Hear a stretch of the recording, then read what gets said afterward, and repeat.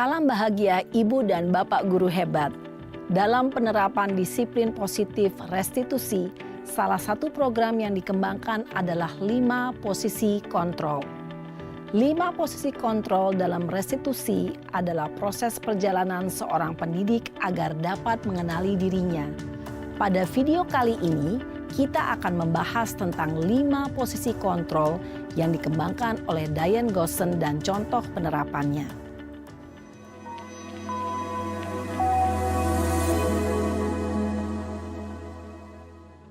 Lima posisi kontrol itu adalah 1. Posisi penghukum. 2. Posisi pembuat merasa bersalah.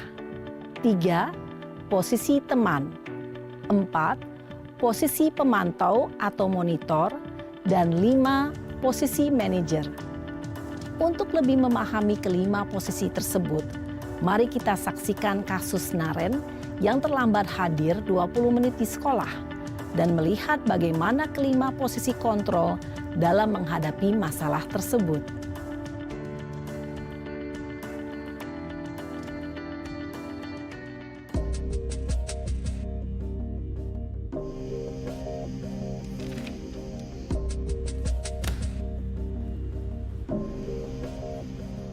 Naren!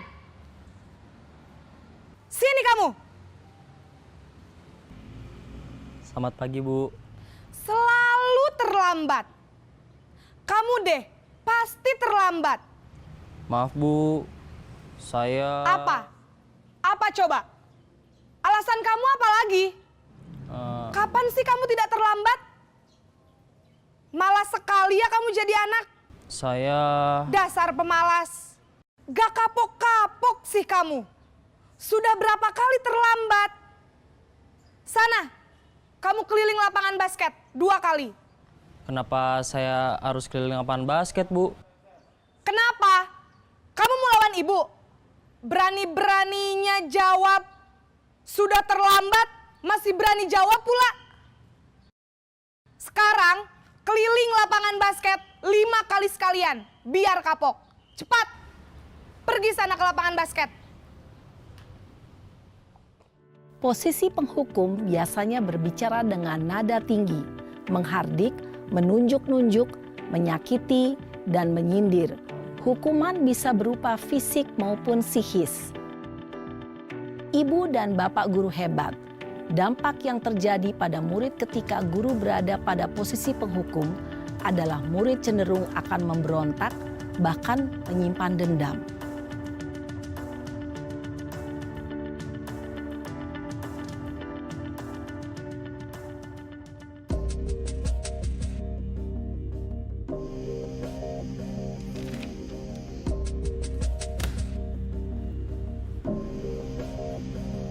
Naren!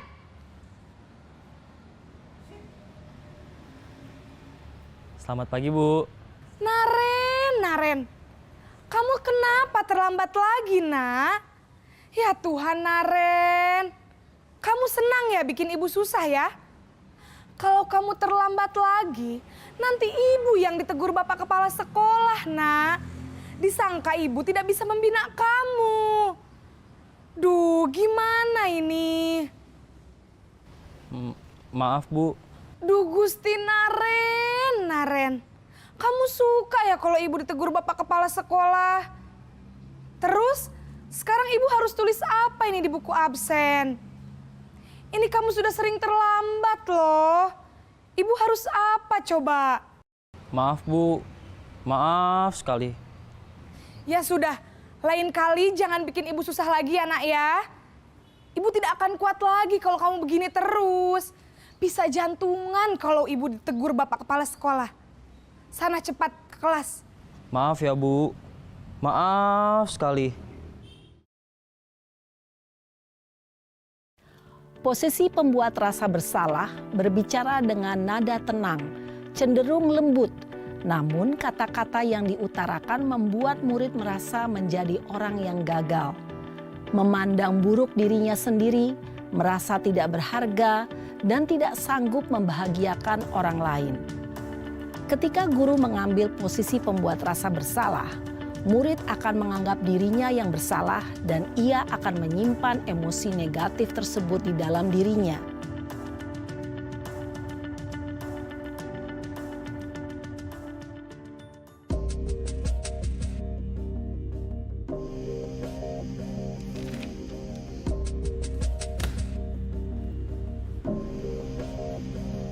Naren!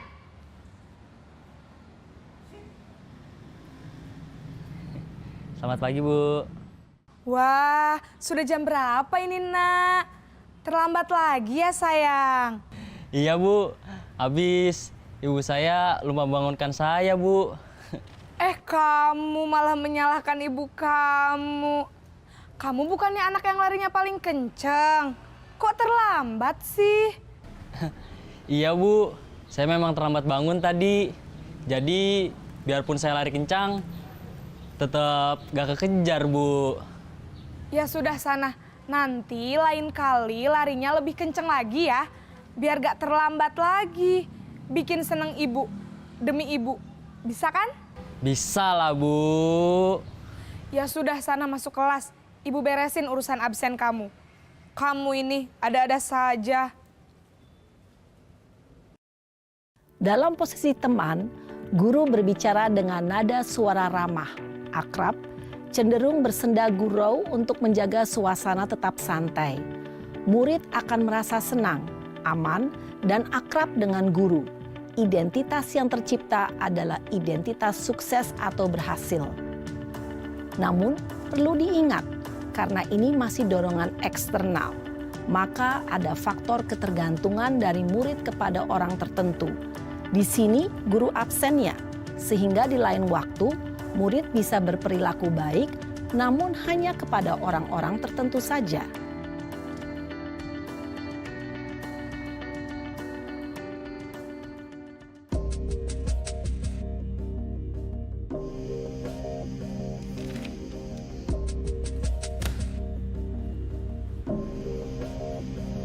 Naren!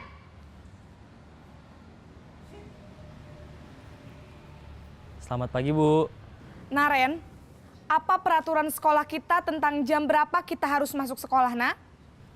Kita harus di sekolah jam 7, Bu. Iya, betul. Sekarang sudah jam 7.20. Naren sudah tahu konsekuensinya jika terlambat hadir. Paham, Bu. Saya harus tinggal kelas pas jam istirahat selama 20 menit. Iya, benar. Konsekuensinya demikian. Jadi nanti jam 9.30 pas istirahat, kamu harus tinggal di kelas, kerjakan tugas tambahan untuk ketertinggalan kamu, ya? Baik, Bu. Posisi pemantau mengandalkan penghitungan atau data untuk mengontrol murid. Guru mengarahkan murid berdasarkan peraturan dan konsekuensi. Seorang pemantau menunjukkan bahasa tubuh dan ekspresi wajah yang datar dan cenderung formal.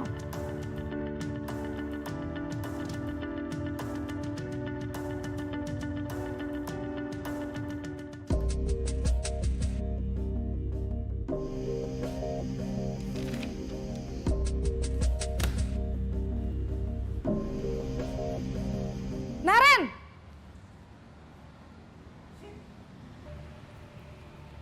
Selamat pagi, Bu. Selamat pagi, Naren. Maaf, Bu. Saya terlambat. Iya, sekolah masuknya jam 7, sekarang sudah jam 7.20. Jadi sekarang bagaimana ini, Naren? Maaf, Bu. Saya lupa setel alarm saya semalam. Baiklah, menurut kamu, keyakinan sekolah yang mana yang perlu kamu tingkatkan? Menghargai diri sendiri dan orang lain mungkin ya, Bu. Setuju. Jadi, apakah Naren meyakini prinsip saling menghormati tersebut? Iya, Bu. Saya meyakininya. Apakah Naren bersedia memperbaiki masalah keterlambatan ini? Bersedia, Bu. Bagaimana kamu akan perbaiki masalah keterlambatan ini? Saya akan coba untuk tidak lupa menyetel alarm saya, Bu. Baik, kalau Naren lupa menyetel alarm di rumah, ada orang yang kira-kira bisa bantu mengingatkan tidak? Ada, Bu. Kakak saya, Kak Ema. Ada lagi selain Kak Ema? Selain Kak Ema, ada ibu saya. Baik, jadi yang mengingatkan Naren adalah Kak Emma dan ibu kamu ya? Kira-kira akan mulai setel alarm kapan nih Naren? Setelah pulang sekolah, akan segera saya lakukan. Baik, jadi Naren akan setel alarm untuk bangun besok pagi dan akan diingatkan oleh kakak dan ibunda Naren ya. Ada lagi yang mungkin perlu dilakukan Naren? Agar tidak terlambat bangun lagi. Tidak ada, Bu. Baik Naren, terima kasih untuk kerjasama kamu. Sekarang kamu perlu kembali ke kelas untuk belajar. Baik, Bu. Terima kasih. Posisi manajer adalah posisi kontrol yang disarankan untuk membimbing murid memiliki sikap disiplin yang positif, yaitu murid yang mandiri, bertanggung jawab, dan dapat memecahkan masalah. Tujuan dari posisi ini adalah agar murid dapat berefleksi atas tindakannya. Guru akan dengan tulus memberikan pertanyaan-pertanyaan bermakna, sehingga membuat murid dapat belajar dari kesalahannya dan mencari sebuah solusi untuk menyelesaikannya. Ibu dan bapak guru hebat, setelah mengamati adegan kelima posisi kontrol tadi, kira-kira posisi mana yang paling ideal? Posisi mana yang dapat menunjang motivasi intrinsik murid? Ya, tentu posisi manajer. Posisi ini memang posisi ideal yang ingin dituju setiap pendidik. Pada posisi inilah, guru dapat menerapkan disiplin positif yang berpihak pada murid, yang memerdekakan murid. Perjalanan seorang pendidik tentunya tidak mudah untuk sampai pada posisi seorang manajer. Namun, tujuan kita pasti, yaitu menciptakan murid-murid yang mandiri, merdeka, dan bertanggung jawab. Semoga penggambaran 5 posisi kontrol yang telah diperlihatkan ini dapat menjadi ajang refleksi bagi kita semua, agar dapat terus mengasah dan menerapkan disiplin positif yang memerdekakan murid. Mari terus berlatih dan bersemangat. Selamat menerapkan. Salam dan bahagia, Ibu dan Bapak Guru hebat.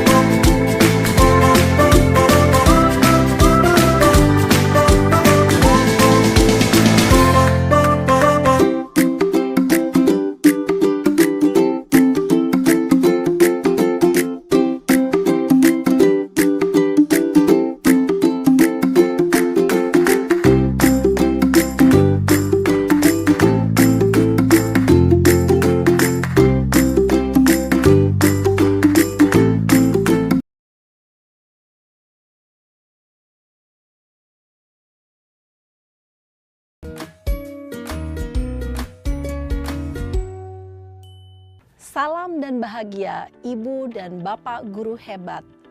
Pada video kali ini kita akan membahas tentang salah satu program disiplin positif yang diterapkan di lingkungan sekolah yang dikenal dengan nama restitusi.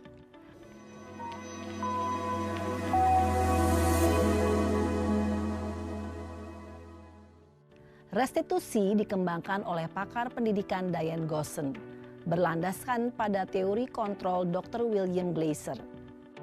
Segitiga restitusi adalah suatu proses dialog yang dijalankan oleh guru atau orang tua agar dapat menghasilkan murid yang mandiri dan bertanggung jawab.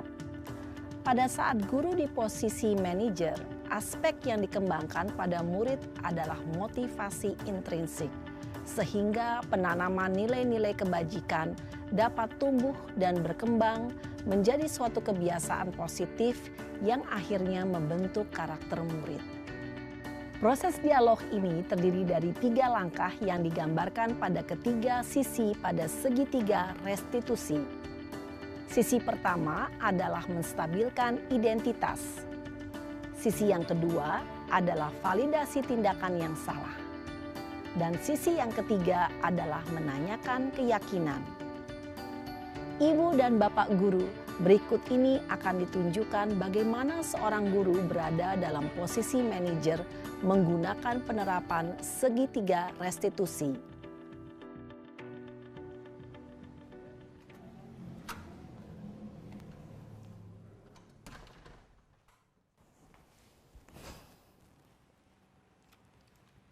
Siang, Sarah. Siang, Pak. Sudah lama nggak ketemu Sarah? Kenapa hari ini ada di sini? Kesel, Pak. Kesel banget. Masa aku dikatain tukang fitnah, Pak? Ya aku marah lah. Aku balik ngatain Eka di depan kelas. Kesel banget. Oh, begitu. Ya pasti kamu marah dan kesal. Bapak juga akan marah apabila ada yang menuduh Bapak seperti itu. Kemudian, pada saat itu kamu mau melakukan apa? Ya saya langsung ngatain Eka lah, Pak. Kesel banget. Saya bentak-bentak dia depan teman-teman lain. Oh, begitu. Pasti kamu melakukan seperti itu karena suatu alasan tertentu, bukan? Iyalah, masa saya diam saja, Pak? Ya saya bela diri lah. Masa saya dituduh tukang fitnah? Ya wajarlah. Mempertahankan harga diri itu sesuatu yang penting buat kamu.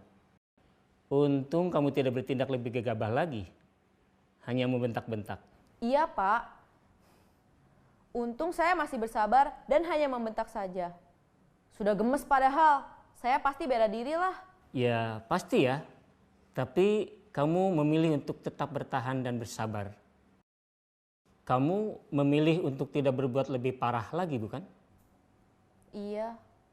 Nah, sekarang coba kita lihat lagi. Tindakan kamu yang bentak-bentak Eka di kelas. Tindakan kamu itu kira-kira sesuai dengan keyakinan kelas atau prinsip kamu tidak? Enggak lah, Pak. Capek, Pak, jadi pemarah. Jadi keyakinan atau prinsip mana yang kurang sesuai dengan keinginan kamu? Ya, saya sebenarnya sangat menghargai orang lain.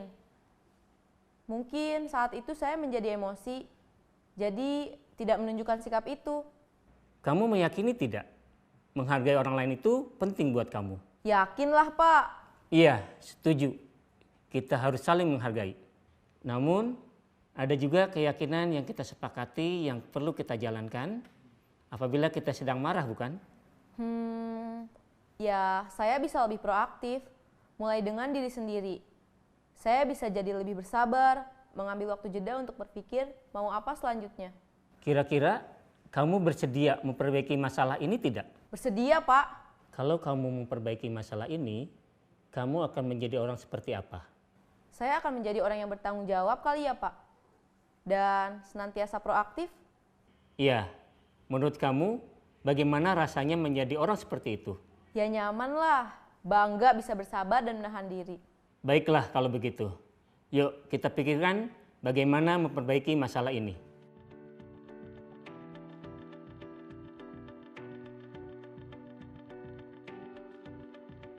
Ibu dan Bapak guru hebat. Baru saja kita menyaksikan contoh bagaimana seorang guru berada dalam posisi manajer menggunakan penerapan segitiga restitusi. Mari kita bahas satu persatu. Pada sisi pertama, menstabilkan identitas berdasarkan pada prinsip bahwa membuat kesalahan adalah bagian dari proses pembelajaran. Sisi pertama dari segitiga ini berperan menggeser identitas murid dari identitas gagal ke identitas sukses. Murid yang sedang bertingkah laku yang tidak pantas atau menarik diri saat itu sedang mengalami identitas gagal. Bila kita mengkritiknya, maka posisinya tidak akan berubah. Kita bisa mengajukan pernyataan-pernyataan ini. 1. Membuat kesalahan sesuatu yang wajar. 2. Manusia tidak ada yang sempurna. 3. Kita bisa memperbaiki masalah ini. 4. Saya tidak menanyakan kesalahannya. Saya lebih fokus bagaimana memperbaiki masalah ini. 5. Apakah saat ini kamu tengah menjadi orang yang baik untuk dirimu sendiri? Pada sisi kedua, validasi tindakan yang salah berlandaskan pada prinsip bahwa setiap perilaku berupaya memenuhi suatu kebutuhan tertentu. Guru yang telah memahami teori kontrol akan bergeser dari pemikiran stimulus respon menjadi proaktif dan mencoba untuk mengenali tujuan dari perilaku murid. Mengenali dan mengakui kebutuhan murid ini dapat memperbaiki hubungan dengan murid tersebut. Pernyataan atau pertanyaan bisa disampaikan dengan nada suara tidak menghakimi atau memojokkan, sehingga dapat mengembalikan murid pada posisi positif.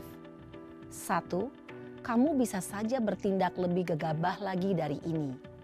2. Kamu bukan melakukannya tanpa suatu alasan tertentu. 3. Kamu melakukannya karena mempertahankan sesuatu yang penting bagimu. 4. Mungkin kamu bisa mempelajari suatu perilaku baru yang lebih efektif. Bersediakah kamu mempelajarinya?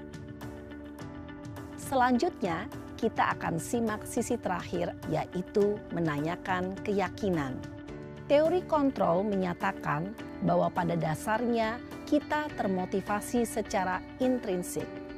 Pada saat perilaku yang salah telah divalidasi dan identitas sukses telah stabil, maka murid telah siap mengaitkan keyakinan-keyakinannya dengan tindakannya yang salah dan pemikirannya telah bergeser ingin menjadi orang yang dituju.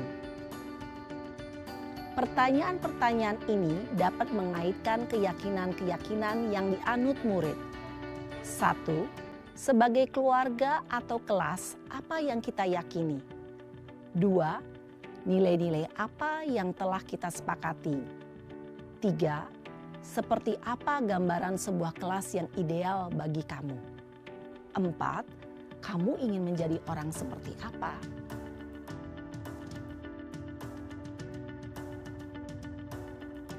Dalam menerapkan segitiga restitusi, perlu diperhatikan beberapa hal, yaitu 1.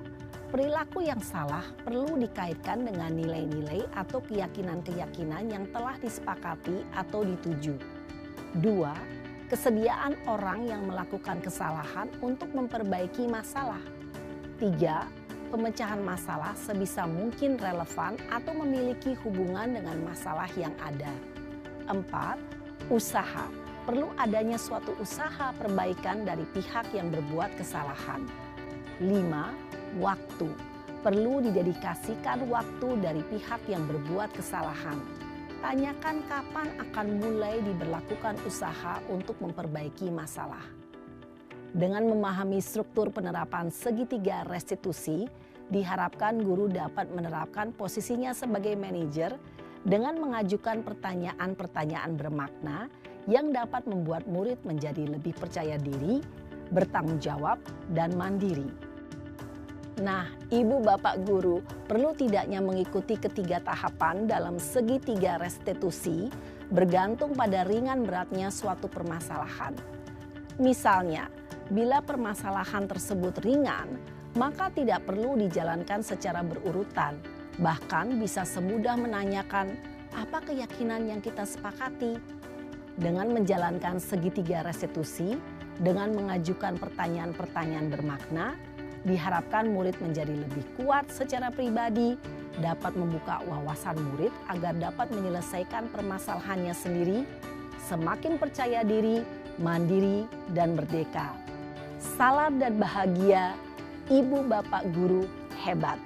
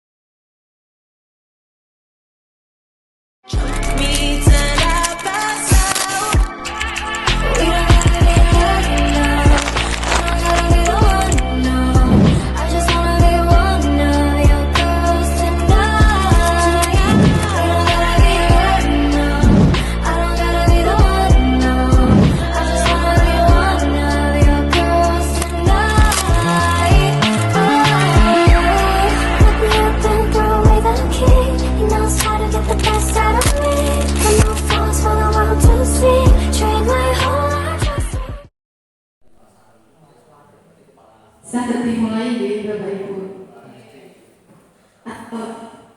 Assalamualaikum warahmatullahi wabarakatuh. Kepada yang terhormat Bapak Humaydi SAG selaku Kepala Sekolah SD Negeri Babadan 2, kepada yang terhormat rekan-rekan CGP Angkatan 11 dari Kecamatan Limpung, kepada yang terhormat Bapak Ibu guru segenap SD Negeri Babadan 2 beserta karyawan dan juga Bunda-bunda PAUD yang saya hormati. Sebelumnya saya mengucapkan selamat datang kepada Bapak Ibu rekan CGP saya dan juga Bapak Ibu dari SD Negeri Babadan 2 dan juga PAUD yang sudah berkenan menghadiri undangan saya dalam acara diseminasi budaya positif modul 1.4. Pertama-tama marilah kita panjatkan puji syukur kehadirat Allah Subhanahu wa taala yang telah melimpahkan rahmat, taufik dan hidayahnya kepada kita semua sehingga kita bisa berkumpul di sini dalam keadaan sehat walafiat tanpa suatu halangan apapun. Yang kedua, sholawat serta salam semoga tetap tercurahkan kepada baginda kita Nabi Muhammad SAW. Semoga kita termasuk umat Nabi Muhammad yang mendapatkan syafaat di yaumil qiyamah. Amin Allahumma amin. Susunan acara diseminasi budaya positif, yang pertama pembukaan, yang kedua menyanyikan lagu Indonesia Raya, yang ketiga sambutan dari Kepala Sekolah SD Negeri Babadan 2, yang keempat acara inti atau diseminasi budaya positif, yang kelima lain-lain, dan yang terakhir penutup. Baik Bapak Ibu, untuk mengawali acara pada pagi hari ini, marilah kita buka bersama dengan bacaan basmalah bersama-sama. Bismillahirrahmanirrahim. Semoga dengan bacaan basmalah tadi dapat melancarkan acara diseminasi pada pagi hari ini. Selanjutnya yaitu menyanyikan lagu Indonesia Raya yang akan dipimpin oleh Ibu Nani Lestari. Kepada Ibu Nani kami persilahkan. Diri dimohon untuk berdiri.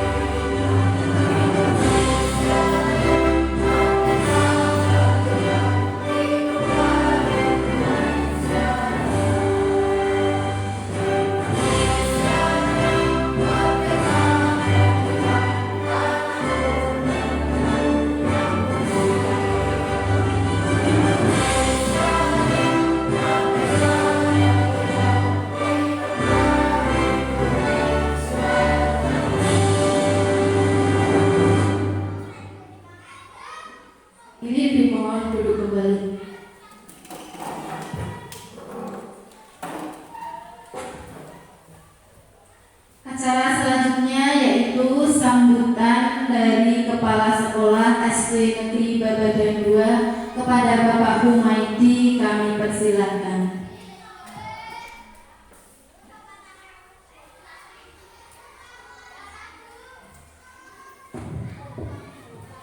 Assalamualaikum warahmatullahi wabarakatuh.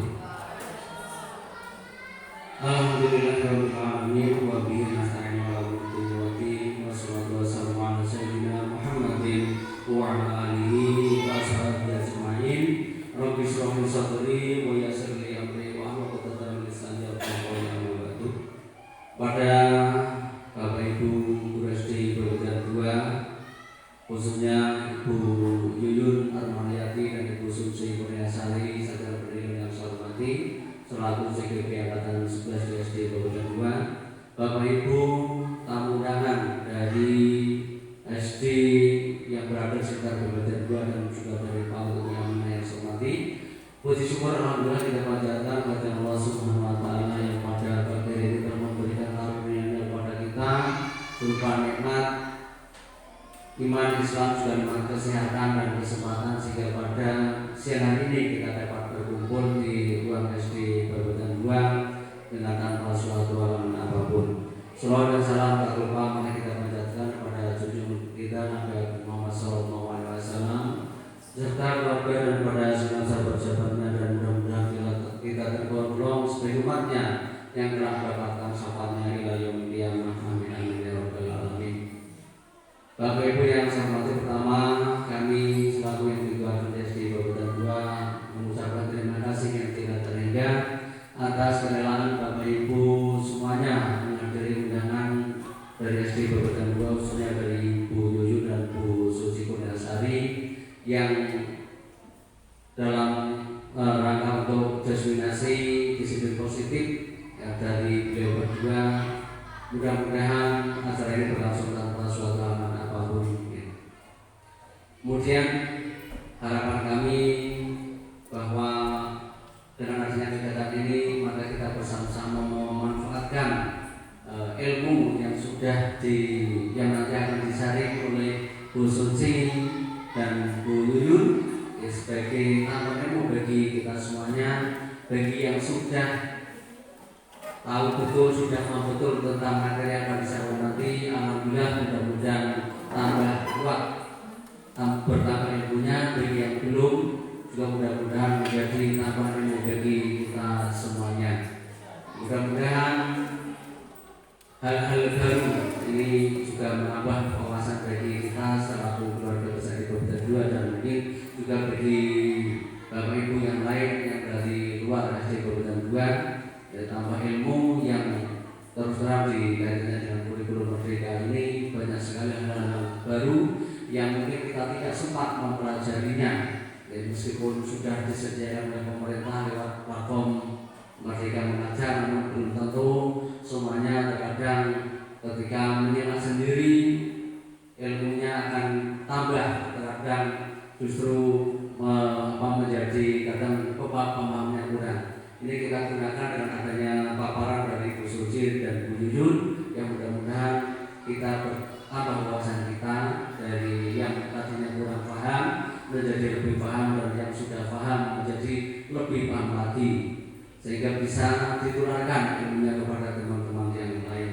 Memang saat ini tanpa adanya kemauan untuk belajar menambah ilmu dari kemauan diri sendiri terkadang sulit bagi kita. Apabila untuk sebagaimana kurikulum-kurikulum yang lalu kita senantiasa dibimbing dengan adanya KKG, Didiklat dan sebagainya. Untuk saat ini pemerintah tidak menyediakan forum atau ini sarana prasarana diklat sebagaimana tahun yang lalu, sehingga kita sudah disediakan di PNM. Namun demikian terkadang saya sendiri selaku kepala sekolah terkadang juga harus membuka, menambah wawasan. Apabila kita hanya berpedoman pada apa yang sudah kita miliki dari pengalaman yang lalu, maka kita akan ketinggalan ilmu atau ilmu kita sudah out of date, sehingga terkadang ketika ada materi-materi baru kita merasa kebingungan. Dari kami mengucapkan terima kasih atas nanti yang disampaikan oleh Bu Yuyun Suci. Terima kasih, mudah-mudahan menjadi amal baik panjenengan, amal soleh panjenengan yang sangat berguna bagi SD Kabupaten Goa khususnya dan bagi teman-teman guru yang lain pada umumnya, sehingga dengan adanya paparan disiplin positif dan budaya positif dari Bu Yuyun Suci bisa menambah wawasan bagi kita. Amin amin ya rabbal alamin. Dan yang terakhir, kami selaku yang dikeluarkan dari Kabupaten Goa mohon maaf apabila dalam menyambut kedatangan ibu-ibu semuanya ini kurang berkenan dalam baik tempat maupun nanti fasilitas yang ada karena ada ini merupakan kekurangan kami selaku SD Kabupaten Goa. Kami mohon maaf yang setulus-tulusnya. Wassalamualaikum warahmatullahi wabarakatuh. Waalaikumsalam warahmatullahi wabarakatuh.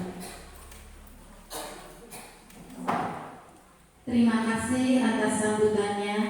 Acara selanjutnya yaitu acara inti atau diseminasi budaya positif yang akan disampaikan dan dipaparkan oleh rekan saya Ibu Suci Kurniati.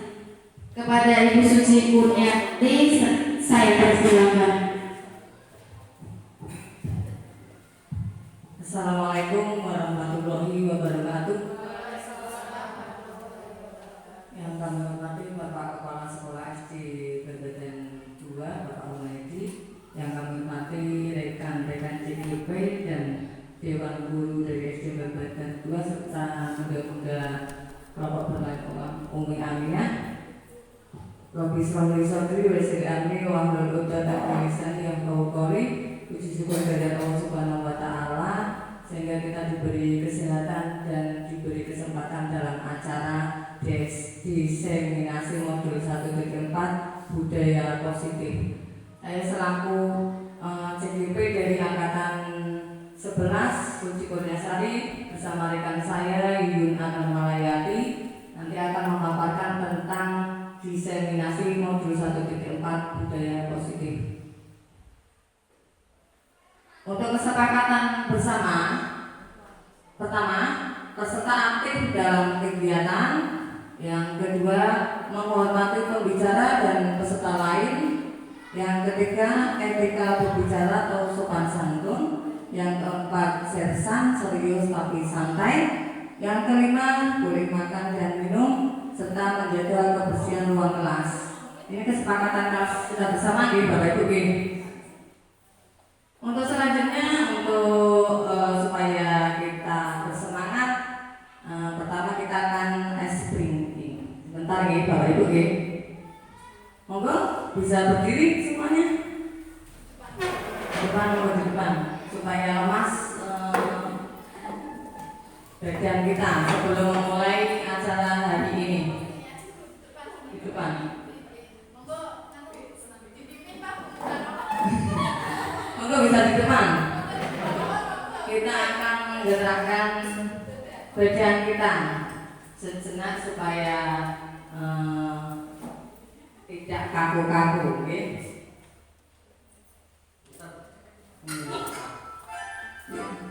Kita bersama-sama, okay? Itu, okay?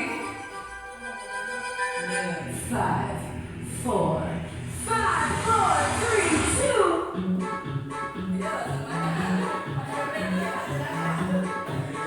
Semangat Bapak Ibu, Pak Pian sini bisa kan nggak Bapak?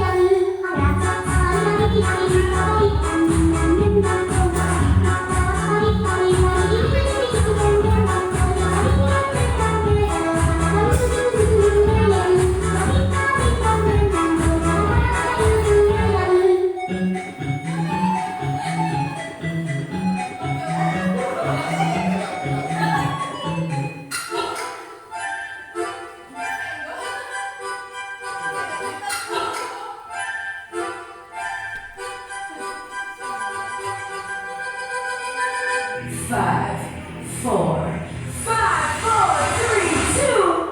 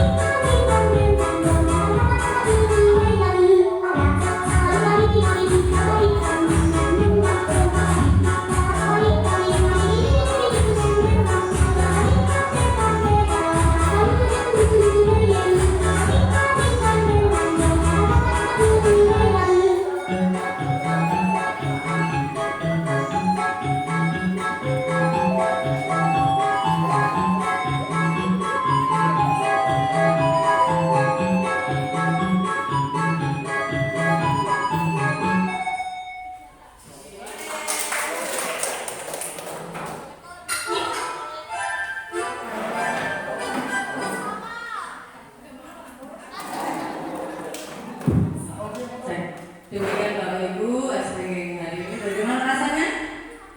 Nah, ya berkeringat dan penuh semangat ya Bapak Ibu. Untuk selanjutnya kita akan memasuki paparan dari budaya positif. Seorang guru yang baik itu harus memiliki kemampuan dalam mewujudkan budaya positif di sekolah. Budaya positif tersebut dapat dijalankan dengan menerapkan konsep-konsep inti seperti yang pertama nanti akan dibahas tentang perubahan paradigma belajar, yang kedua disiplin positif, yang ketiga motivasi perilaku manusia, dan yang keempat kebutuhan dasar manusia, kelima posisi kontrol restitusi, keyakinan kelas, dan yang terakhir segitiga restitusi. Yang pertama, perubahan paradigma belajar. Perubahan paradigma belajar itu merupakan perubahan yang didefinisikan sebagai perubahan yang penting yang terjadi ketika cara berpikir yang biasa tentang atau melakukan sesuatu diganti dengan cara yang baru atau berbeda. Yang kedua, disiplin positif. Disiplin positif merupakan suatu cara penerapan disiplin yang mengajarkan anak bertanggung jawab dan menumbuhkan kesadaran diri berdasarkan nilai-nilai kebajikan. Disiplin positif lebih ke arah disiplin diri yang mengontrol diri dalam melakukan segala tindakan. Disiplin positif adalah cara membentuk sikap mandiri anak sehingga fokusnya pada memotivasi, refleksi terhadap kesalahan yang dilakukan, itu bisa menghargai dan membangun logika yang bersifat panjang. Profil pelajar Pancasila itu ada 6. Yang pertama beriman bertakwa kepada Tuhan Yang Maha Esa yang kedua mandiri, yang ketiga berkebinekaan global, yang keempat bergotong royong, kelima kreatif, dan terakhir bernalar kritis. Yang selanjutnya motivasi perilaku manusia. Ada 3 motivasi perilaku manusia. Yang pertama, untuk menghindari ketidaknyamanan atau hukuman. Yang kedua, untuk mendapatkan imbalan atau penghargaan dari orang lain. Dan yang ketiga, untuk menjadi orang yang mereka inginkan dan menghargai diri sendiri dengan nilai-nilai yang mereka percaya. Untuk selanjutnya, kebutuhan dasar manusia. Masih ingat Bapak Ibu? Adakah yang ingat kebutuhan dasar manusia itu ada berapa? Pak Bian? Ada berapa Pak? Kurang tahu jumlahnya berapa, cuma kebutuhan dasar manusia itu ada papan, tempat tinggal, kemudian papan, pangan, terus satunya apa lagi? Pendidikan apa? Ya mungkin 3 menurut saya. Ya, terima kasih Pak Bian ya. Untuk yang lain, Ibu Benar. Kalau dilihat dari gambarnya, sepertinya yang pertama ada gambar love, kemudian kasih sayang, kemudian yang kedua dolar-dolar itu berhubungan dengan keuangan, dan ketiga itu rumah ya, kenyamanan mungkin tempat tinggal. Terima kasih Bu Nani dan juga Pak Bian. Itu tadi telah menyebutkan kebutuhan dasar manusia. Ya. Untuk selanjutnya, kebutuhan dasar manusia itu ada 5. Seperti tadi yang dipaparkan Bu Nani dan juga Pak Bian itu ada di situ ya. Yang pertama tentang bertahan hidup ya. Terus ada yang kedua tentang penguasaan. Terus kata Bu Nani tadi ada gambar love-nya ya. Itu gambar love-nya itu kasih sayang dan rasa diterima. Terus ada kesenangan dan ada kebebasan. Untuk yang pertama, bertahan hidup. Kebutuhan bertahan hidup atau survival adalah segala sesuatu yang sangat penting untuk dipenuhi karena berkaitan dengan kelangsungan hidup seseorang. Kebutuhan ini dapat bersifat fisiologis seperti makan, minum, dan bernapas. Tadi ya, ini ada kebutuhan pokok kita ya, makan, minum, dan bernapas. Itu termasuk ke dalam bertahan hidup. Untuk yang kedua, rasa kasih sayang dan diterima ya. Semua manusia memerlukan kasih sayang dan rasa diterima dari orang-orang yang ada di sekitarnya. Pemenuhan akan rasa kasih sayang itu diterima sangat penting dalam perkembangan karakter seseorang. Anak yang merasa dicintai dan diterima oleh orang-orang di sekitarnya tumbuh sebagai pribadi yang percaya diri dan mempunyai empati. Di sekolah, kebutuhan kasih sayang dan rasa diterima dapat dipenuhi dengan menerapkan sistem AMO. Kita sebagai guru itu mempunyai sistem AMO, yaitu guru berperan sebagai pamong yang bertugas membimbing, mengayomi, dan mengarahkan peserta didik sesuai dengan kodratnya masing-masing. Karena Ki Hajar Dewantara itu menyebutkan bahwa kita harus berpihak pada murid dan juga sesuai dengan kodrat alam dan kodrat zaman. Untuk selanjutnya, kebutuhan akan kebebasan. Ini William Glasser ini membedakan kebutuhan akan kebebasan itu menjadi 2 kategori, yakni kebebasan dari rasa sakit dan kebebasan memilih. Kebebasan dari rasa sakit mencakup segala hal yang dapat membuat peserta didik menderita secara fisik maupun psikologis. Sementara kebebasan memilih berkaitan dengan kemampuan peserta didik dalam menentukan jalan hidupnya sendiri ya, termasuk memilih pembelajaran dan karir di masa depan mereka. Next. Yang selanjutnya kebutuhan akan kesenangan ya. Kebutuhan akan kesenangan adalah segala sesuatu yang diperlukan untuk merasa bahagia. Di sekolah, kebutuhan ini penting untuk dipenuhi agar tujuan pembelajaran tercapai. Pemenuhan kebutuhan kesenangan dapat diterapkan dengan menciptakan pembelajaran yang menyenangkan. Kita sebagai guru harus memberikan pembelajaran yang menyenangkan kepada peserta didik kita. Selanjutnya, kebutuhan akan penguasaan. Di sini adalah kebutuhan akan penguasaan ini berkaitan dengan harga diri anak murid. Kebutuhan ini mencakup perasaan, bernilai, kompeten, dan terampil. Guru dapat memenuhi kebutuhan ini dengan memberikan pujian dan hadiah kepada siswa saat mencapai prestasi atau melakukan hal-hal yang baik.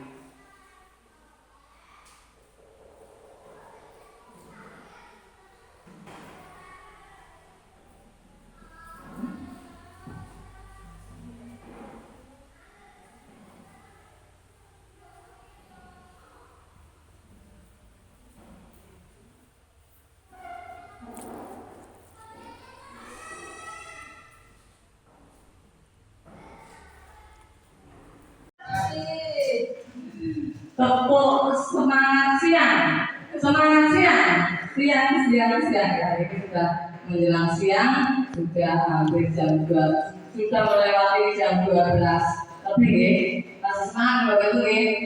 Untuk selanjutnya ada restitusi. Apakah itu restitusi? Restitusi adalah proses menciptakan kondisi bagi murid untuk memperbaiki kesalahan mereka sehingga mereka bisa kembali pada kelompok mereka dengan karakter yang lebih kuat. Restitusi juga merupakan proses kolaboratif yang mengajarkan murid untuk mencari solusi untuk masalah mereka dan membantu murid berpikir tentang orang seperti apa yang mereka inginkan dan bagaimana mereka harus memperlakukan orang lain. Tahapan segitiga restitusi itu ada yang pertama menstabilkan identitas, yang kedua validasi tindakan yang salah, dan yang ketiga menanyakan keyakinan. Menstabilkan identitas. Apa itu menstabilkan identitas?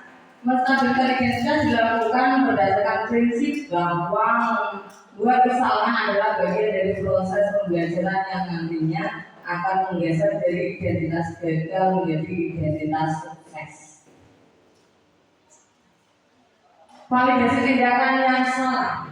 Apakah itu validasi tindakan yang salah? Validasi tindakan yang salah dilakukan berdasarkan prinsip bahwa setiap perilaku berupaya memenuhi sesuatu kebutuhan tertentu, sehingga guru atau orang tua akan bergeser dari pemikiran stimulus respon menjadi proaktif serta akan lebih mengenali dan mengaku kebutuhan murid atau anak. Yang terakhir, menanyakan keyakinan. Menanyakan keyakinan dilakukan dengan memberikan pertanyaan-pertanyaan yang bermakna kepada murid atau anak untuk memunculkan motivasi secara intrinsik sehingga mampu mengaitkan keyakinannya dengan tindakan yang salah. Sebentar Bapak Ibu, di sini ada penerapan segitiga restitusi. Kita melihat video kembali sebentar.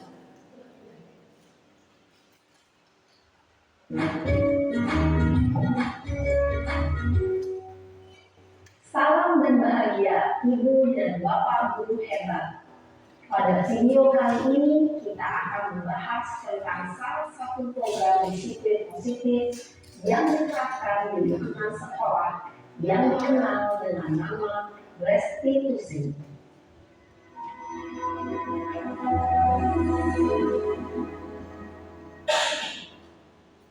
Restitusi dikembangkan oleh pakar pendidikan Diane Gosling berlandaskan pada teori kontrol Dr. William Glasser.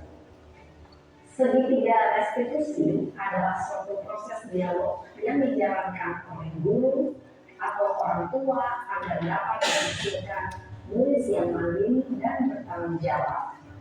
Pada saat guru di posisi manajer, aspek yang dikembangkan pada murid adalah motivasi intrinsik, sehingga penanaman nilai-nilai kebajikan dapat tumbuh dan berkembang menjadi suatu kebiasaan positif yang akhirnya membentuk karakter murid. Proses dialog ini terdiri dari 3 langkah yang digambarkan pada ketiga sisi pada segitiga restitusi. Sisi pertama adalah menstabilkan identitas. Sisi yang kedua adalah validasi tindakan yang sama. Dan sisi yang ketiga adalah menanyakan keyakinan. Ibu dan Bapak Guru, berikut ini akan ditunjukkan bagaimana seorang guru berada dalam posisi manajer menggunakan penerapan segitiga restitusi.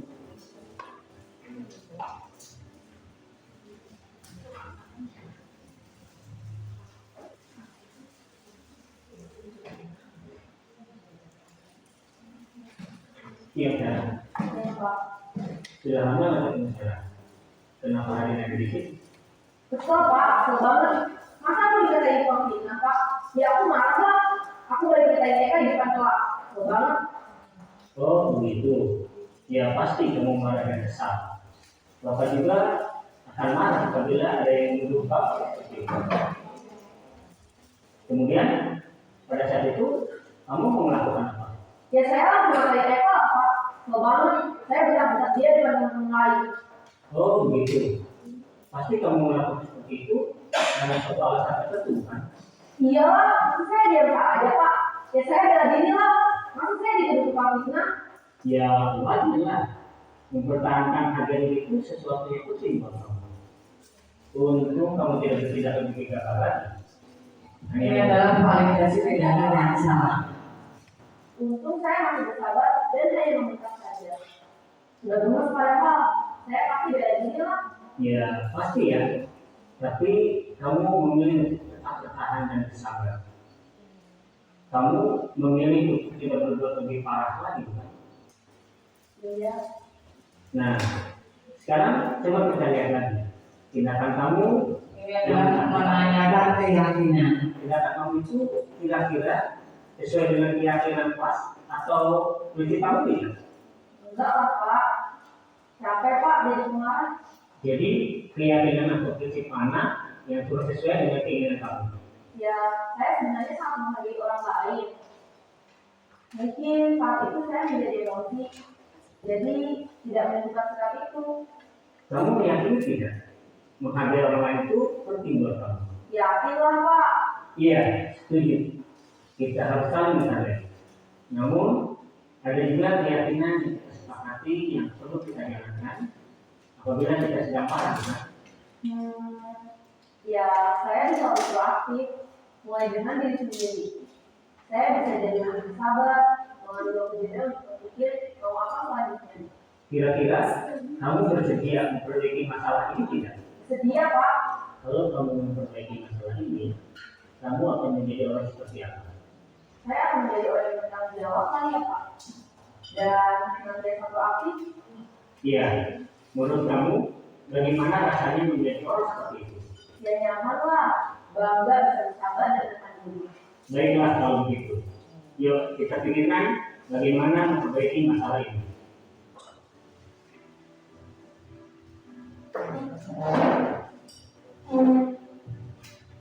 Ibu dan Bapak guru hebat.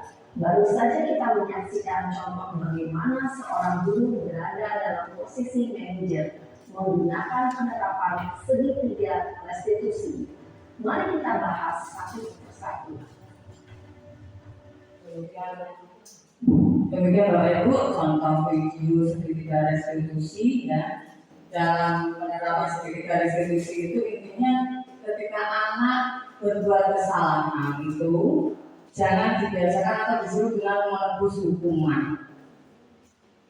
Karena dengan hukuman anak tidak akan merubah sikapnya dan cenderung menjadi anak yang pendendam.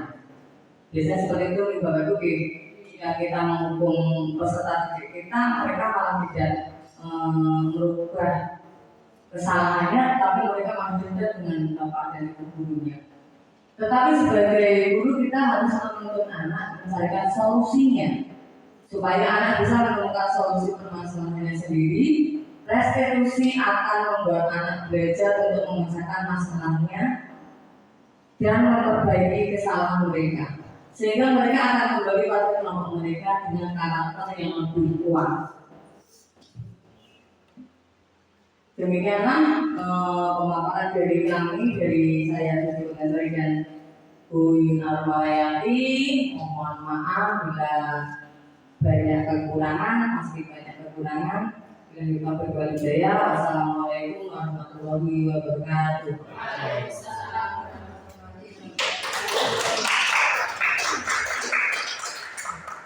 Terima kasih. Beri tepuk tangan lagi ya Bapak Ibu buat musisi.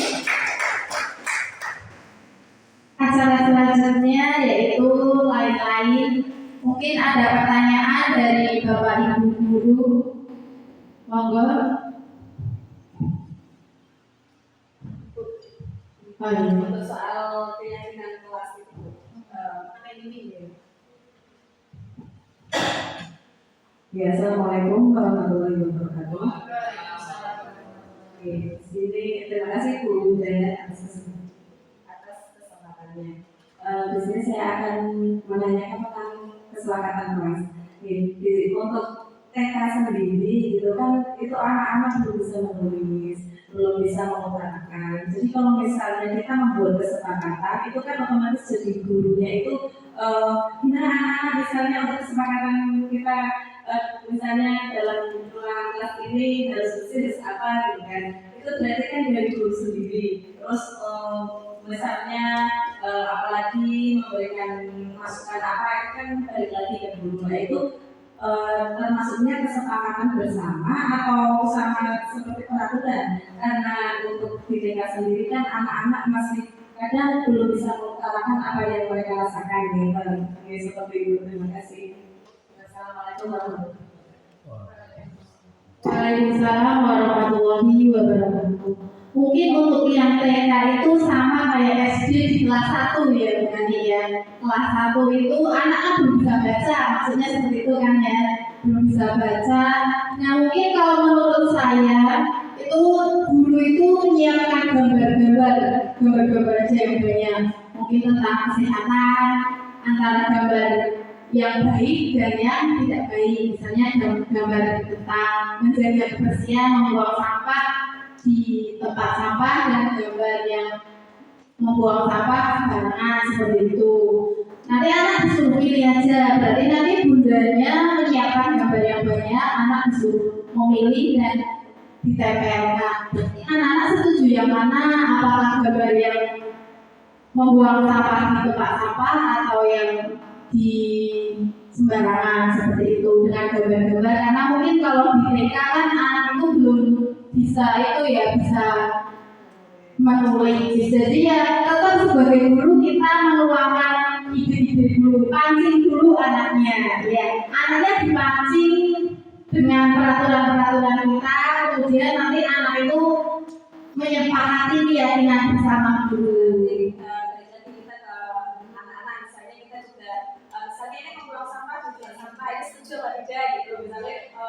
Ada komunikasi. Iya, tetap ada komunikasi dalam membuat kesepakatan atau keyakinan kelas itu kita harus bersama dengan anak. Kalau guru yang membuat tiba-tiba kok ditempel itu namanya kan peraturan ya seperti itu. Mungkin dari Bu Nani mau begini tips. Ya, terima kasih atas kesempatannya. Dari pengalaman kelas 1 memang anak-anak kan belum bisa mengutarakan melalui tulisan ya, apalagi kalau disuruh menulis, menempel itu kan belum bisa. Kalau saya itu juga menggunakan gambar, masih dibantu menggunakan gambar. Kemudian kesepakatannya awalnya kita buat secara lisan.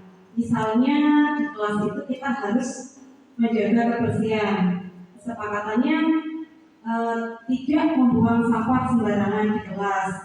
Kemudian ada lagi anak yang berpendapat harus melaksanakan piket. Berarti nanti kita buat kata atau kalimat yang lebih singkat ya. Kalau itu kan panjang sekali ya, tidak membuang sampah sembarangan. Terus misalnya selalu melaksanakan piket dengan tertib itu. Nanti kita buat kesepakatannya menjaga kebersihan kelas gitu. Jadi anak kita buat kalimat yang jelas gitu. Oke, terima kasih.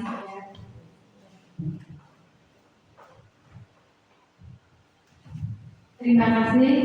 Mungkin Bu Suci mau menambahin sama ya. Jadi mungkin bisa dibantu menggunakan gambar ya, bunda-bunda kalau di PAUD atau di TK.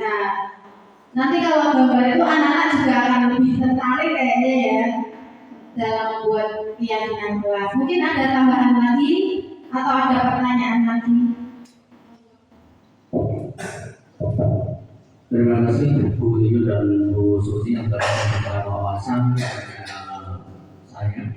Ini berkaitan dengan keteraturan ini kesepakatan kelas dan apa tadi sampai istilahnya keyakinan kelas itu sama apa tidak. Kemudian berkaitan dengan peraturan. Ini kadang kan di sekolah itu ada aturan-aturan yang ada di atasnya berkaitan contoh mungkin seragam, datang tepat waktu 7 menit jam berapa itu kadang kan ada aturan dari lembaga pendidikan PAUD itu juga punya aturan yang ada di bawahnya, di atasnya SD juga sama. Jadi antara keyakinan kelas atau keteraturan dengan peraturan kelas itu dua-duanya harus ada, apa adanya ada salah satunya. Oke, terima kasih. Untuk peraturan kelas atau peraturan sekolah biasanya itu dibuat di sekolah kan. Untuk kesepakatan bersama antara warga sekolah, kepala sekolah, rekan guru dan karyawan itu peraturan sekolah. Terus nanti untuk setiap kelasnya itu dibuat keyakinan kelas. Untuk setiap kelasnya, dari kelas 1 ada keyakinan kelas tersendiri, untuk kelas 2 juga ada keyakinan kelas tersendiri sampai dengan kelas 6.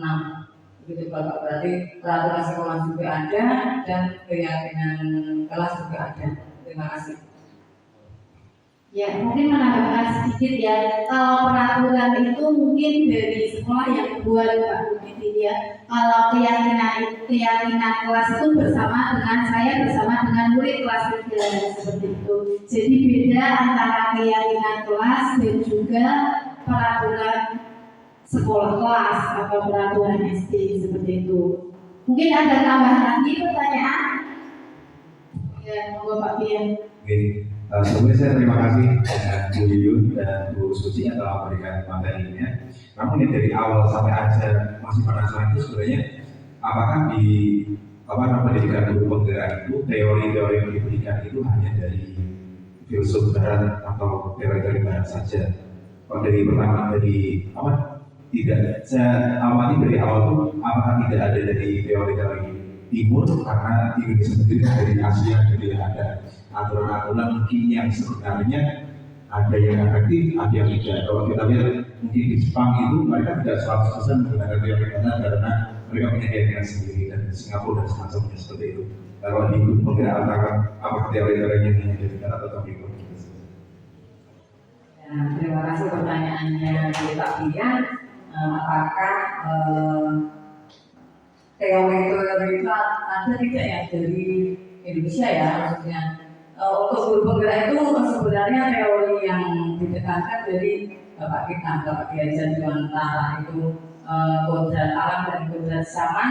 Untuk tadi yang disiplin positif memang dari luar Bapak. Nanti ada yang dari Indonesia juga ada yang diambil dari luar negeri. Tapi kebanyakan yang diambil dari filosofis Kiai Haji Dewantara.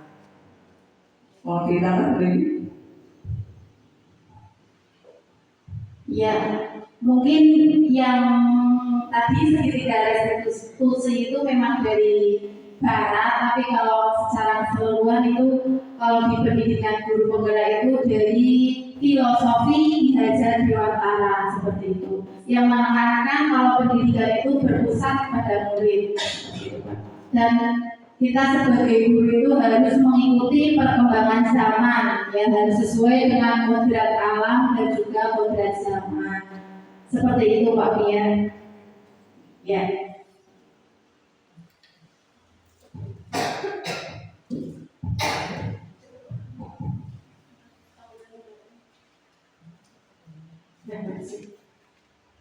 Baik Bapak Ibu, demikian acara demi acara sudah kita lewati dengan lancar. Mari kita tutup acara ini dengan bacaan hamdalah bersama-sama. Alhamdulillahirabbil alamin. Saya selaku pembawa acara mohon maaf yang sebesar-besarnya apabila ada tutur kata atau perilaku saya dalam membawakan acara pada pagi hari ini menjelang siang sudah siang ya, mohon maaf yang sebesar-besarnya dan semoga harapannya budaya positif ini bisa dilakukan di sekolah kita. Billahi taufiq wal hidayah. Wassalamualaikum warahmatullahi wabarakatuh.